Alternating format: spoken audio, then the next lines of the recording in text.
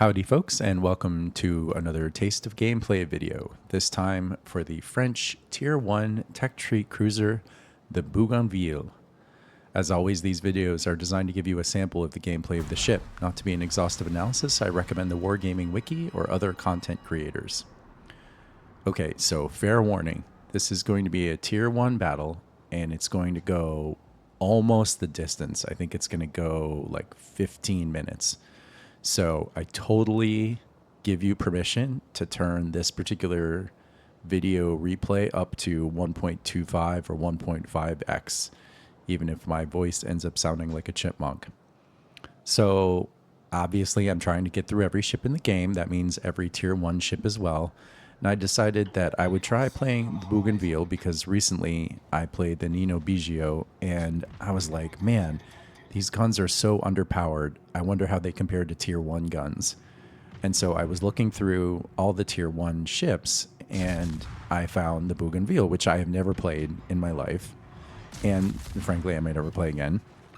And it had the highest alpha on its guns. It has 1400.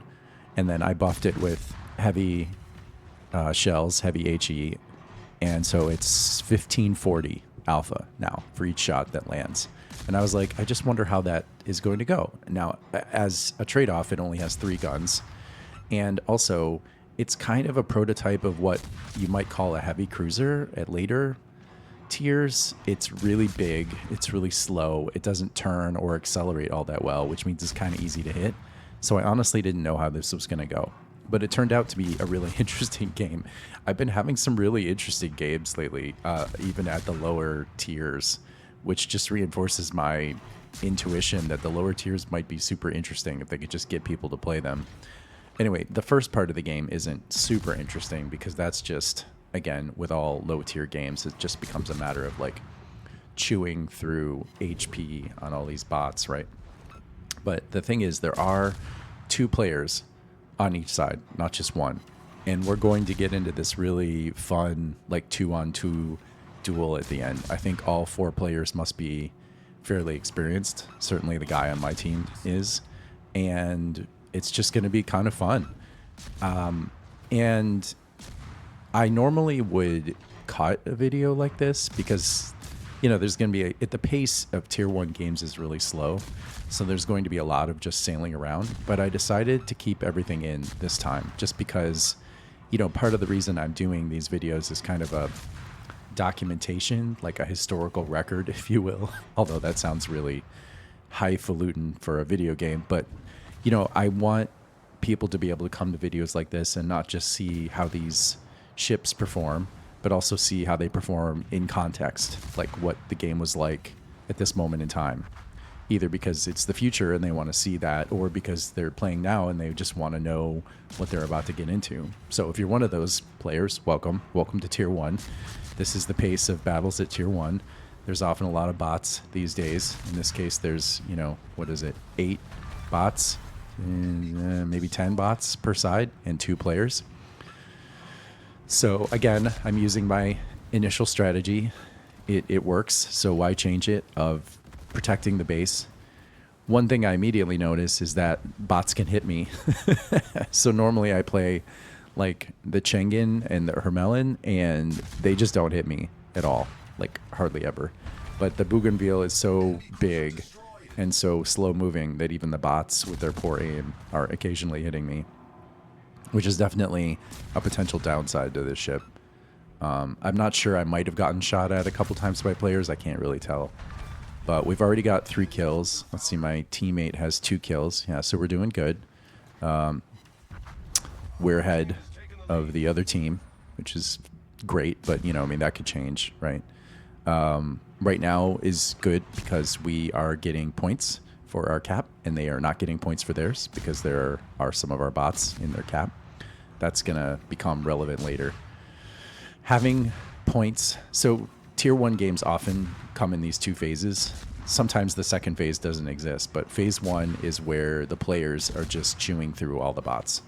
And typically, I would say at least 70 to 80% of the time, both teams are good enough that they essentially can kill all the enemy bots. And so then you enter phase 2, which is where you've just got players left, or maybe players in like one bot.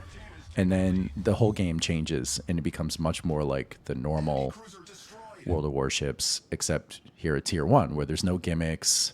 It's just aiming and positioning and, yeah, just kind of like outplaying your opponent.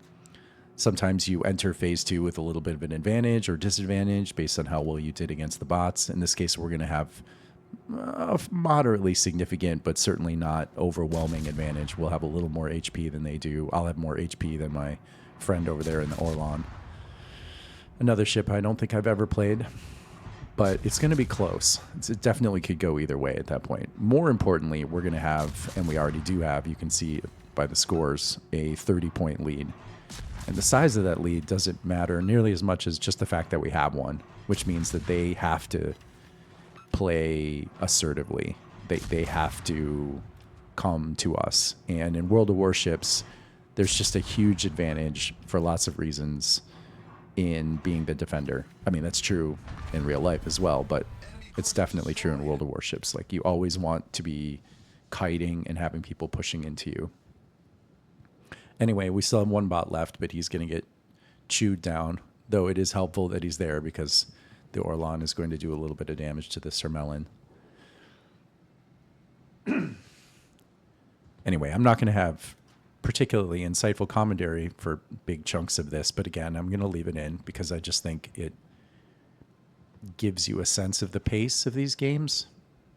So there's going to be some stretches here where perhaps I won't have all that much to say. In terms of the Bougainville, do I think it's a good ship? It's not going to unseat the Hermelin and the Chengen. I don't think the trade-offs are worth it. The guns do hit really hard, but you only get 3 of them. And I think the big disadvantage here is, like I said, the bots can hit you. And that's bad because it means that during the killing bot phase of the game, you're going to take damage. And you really don't want to take damage. You really don't. It just puts you behind then when you get to the part of the game where you have to fight against the players. This Hermelin is going to play well, but I guess I don't know that I outplay him. Maybe I just got a little lucky. I'm not sure. You judge for yourself. I do think the Hermelin is probably the best Tier 1 cruiser. It's kind of the best combination of features. It's the only cruiser really at this level that gets any armor worth speaking of. It's the only cruiser that's going to bounce and shatter shells in a band along the middle of the ship, which comes in handy against players. Doesn't much matter against bots, but sometimes players will hit that band, especially if they don't know that it's there. It's small enough that it doesn't get hit by bots, and it's maneuverable enough to juke around shots from players. It does have low HP, but not super low, not terrible. It's just kind of a good all-around cruiser.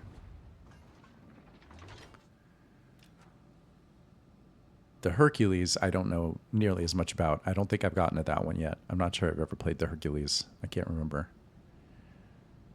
But the Hermelin is a very good ship. Yeah, so, I mean, this is the thing, right? The game's pretty even at this point, except that we have those 30 points. And those 30 points matter because, like I said, they have to come to us.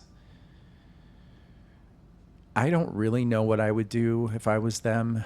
I think that if this was 2 players that knew each other and they were in a division, what they probably should do is, first of all, join up. I think in this case, it'd be better to be sailing together so that you can make sure, because the death knell here is if we get a 2-on-1. If we can force a 2-on-1, then we can pick them off one at a time. And so to make that not happen, I would think they would want to be together, sailing together. And then I don't know how I would approach this.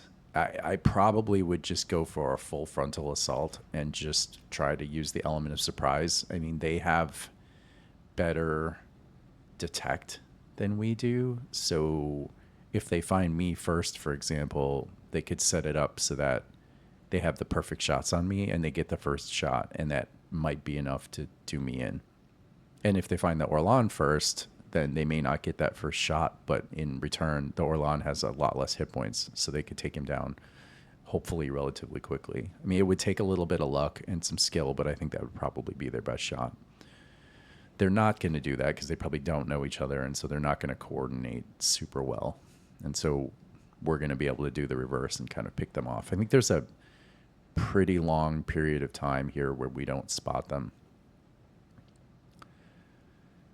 There's a few strategies we could use here. There's a number of different ways, I think, to get this right, but there's one main way to get it wrong, which is to play too aggressively. Like, we just have to remember that we don't need to go to them. Like, the dumbest thing to do at this point would be to try to find and sink them. We don't need to do that. There's no reason to do that. Jingles always calls it winning harder. You don't need to win harder. Of course, the lesson is more stark and more obvious here because it's a more beginner-friendly, the pace is slower. But, I mean, really, the same thing that's happening here in slow motion does happen even at Tier 10 games. It's a little more complicated. There's more gimmicks. There's more stuff going on, maybe. But at the end of the day, the result is kind of the same, which is, ideally what the low tiers should be teaching you. It's not just the mechanics of the game, but, like, how the game works strategically. So yeah, even though it may not be the most exciting thing, I mean, we're basically just sitting here. Like, we can just sit here for 7.5 minutes and that would be lame, and I could certainly understand somebody not wanting to do that. But in theory, if your goal is to win the maximum number of games, that's exactly what you should do. Is just sit here and be patient. You do not need to do anything. Like I said, they have to come to us. It's tough. It's hard because you're like, oh man, I want to get on to the next game, et cetera, et cetera, et cetera. But I mean, really, just let it be. Just be patient. This Hermelin's trying to be clever. He's not quite going to pull it off. I don't think he... Oh, there we go. Okay. I'm not in a great position here because I can't use my guns. So the number one thing is I got to... they're trying to get an edge on my little buddy over there. Smartest thing he can do is run away, and I think that's exactly what he's doing. Yeah. So... not a great first engagement, but definitely not decisive, and they are actually kind of running out of time. The ships at this tier move super slow, and they need to get into our cap with enough time to get those 30 seconds off the clock. It'd probably take them at least 2 minutes because they're both pointed away, maybe even more, maybe closer to 3 minutes to get back into that cap. And then they need probably, I think it's probably about 30 seconds to undo that 30-point difference. Anyway, we're not even going to get to that because this guy didn't have patience. So, now we get a 2-on-1 on him. And, yeah. And now it's basically over. There's nothing the Hercules you can do. At Tier 1, there's just no, like, catch-up mechanics. Like, ships are just not different enough, and there's no, there aren't even any torpedoes. There's nothing he can do. By the time he spots us, we're pretty close to spotting him. As soon as he shoots, we're going to see him. Especially now that he's alone. He can't even play tricks like hide behind islands. I mean, maybe if we both had like such low hit points that we could be killed in one shot, maybe he could try to pull some fancy trick where he shoots and scoots behind an island, but that's not going to happen. The only way we could lose this game is if we abandoned our cap and ran away thinking that we were safe, and then he got in the cap and we lost the points and we couldn't get back in time to kill him, or he was able to get out of our cap and run away after recouping those 30 points. That's really the only way he could win. So we just need to not do that. At this point, it switches from us wanting to kite to us wanting to defend our cap. We don't need to kill him. We don't need to get aggressive. We just need to sit in the cap. Like, honestly, the Orlan is getting too far away, but that's okay. It's fine. I can handle this Hercules by myself at this point. I don't think he has a ton of hit points. And I have better guns than he does. He will get the first shot. And there he goes. But yeah, unfortunately, the Orlan still has good shots on him. I mean, he did good damage to me there on that shot, but yeah, I might hit him pretty hard a couple times.